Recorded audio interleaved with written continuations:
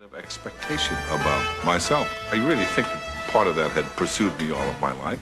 Now I can be as dumb and as stupid as I want, and people say, yeah, well, what do you expect? It's Frank Drebin. Oh, Frank. Whoa! Everyone should have a friend like you. My character is more like the Wile E. Coyote. No matter what happens, he ends up getting somewhat abused. I'm abused in the show, and I think in my first few years in Buffalo, I was abused. We didn't have the greatest team, and you just kind of took it and kept smiling, you know. Basically, that seems to be the attitude of Norberg. He just takes it and, hey, and keeps doing his job. Police! Throw down your guns! The whole film cracked me up. And here I am, these simulating bullets hit me. It went so bizarre, you know. All of a sudden, my hand is on a hot stove, and even more bizarre, now I fall on my shoulder on some wet paint. My hand is scalded, but I'm worried about this wet paint. And you know, the window goes down on the hand, and all of a sudden there's a wedding cake. I'm in the wedding cake, right? Because once my head went into the wedding cake, I couldn't see. I had to find that bear trap, right? Then when I went out the door, I just went over the edge. You don't expect this to happen to OJ, you know? Basically, what we do is set up familiar situations and reverse people's expectations of the outcome. And so in that way, it's like scenes we like to see in Mad Magazine.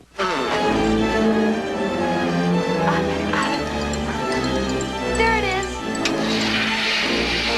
The original idea was it's just the autopilot inflates and then deflate, and then Julie having to blow it up was another idea thought by someone else, and then somebody else thought up the idea of how about then they smoke cigarettes. So that's how the collaboration works. Every day somebody would bring up something new and it would be fun. We explore it, and we always loved to find a situation where there was a lot of things that could happen, like a ballpark. The big step is thinking of the idea, Drebin in a baseball field.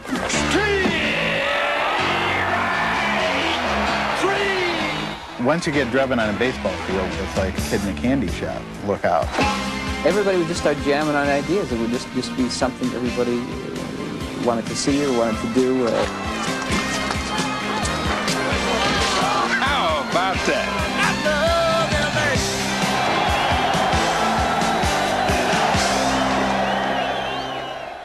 Bert is the one who started with the puns and the gags, and and the boys just did that all the time. Now, this was our dinner table fare all the time. Puns, who could outdo, and Jim and Jerry and I started evolving one after another these, what we called our 15 rules of comedy, which we can never remember. Don't do is anything that Jerry Lewis would do. I always remember joke on a joke. That was the first rule. You can't do two jokes at the same time. You can't have something happening funny in the foreground and something happening in the background that's funny at the same time. Something might be too silly that it would blow reality, so we wouldn't do it. Particularly miles, of course. That's impossible. They're on instruments. You can't have a character talking to another character and then looking into the camera and saying anything. Don't you feel anything for me at all anymore? I can't live with the man I don't respect. The 15th rule was that there are no rules. What a pisser. Jokes are really made up in the writing, and then once you get it onto the set, the actors say the lines, and sometimes it doesn't work.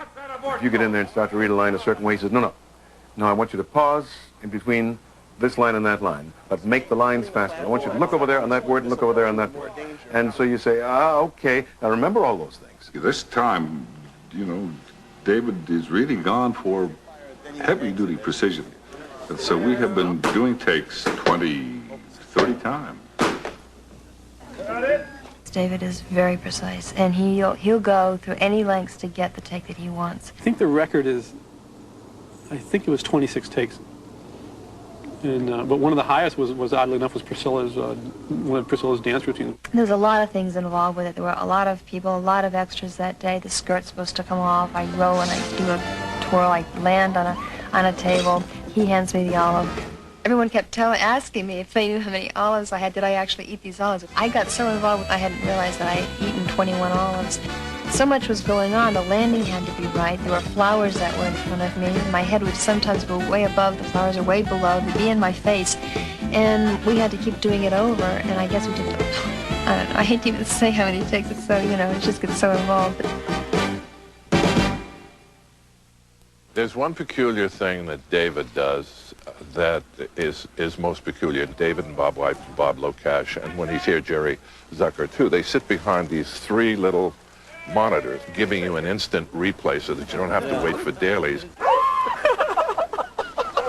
That's good. That's as good as we're ever going to get. I mean, that's perfect. That's the other thing. When it's funny, or partially funny, you hear them.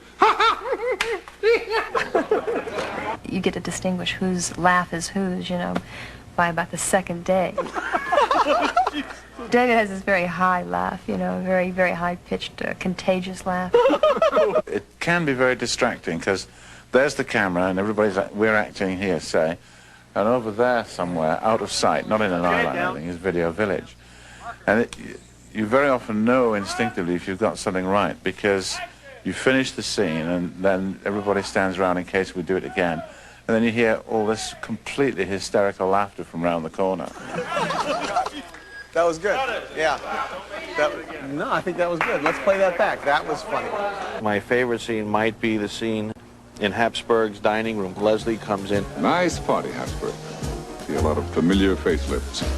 And what happens is he's escorting Dr. Meinheimer, who's actually the imposter, in his wheelchair up towards the stage. Some coffee is spilled onto the switch, and the wheelchair runs amok, and it turns into this very funny melee as the wheelchair breaks up the whole party and then ultimately goes flying out the door. And then we cut to my mother, who's sitting with some other ladies, including my sister.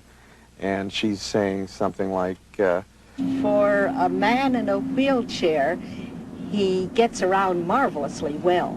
Something like that. I think I left out a few words, and by golly, I'm going to get every single word right. and so in the background we see the wheelchair going past the moon like it did in E.T.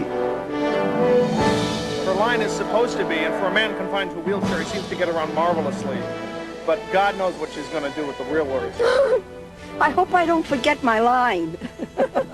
Charlotte's line here is isn't it amazing how well he gets around in that thing? I could get used to this, you know. Watch your step.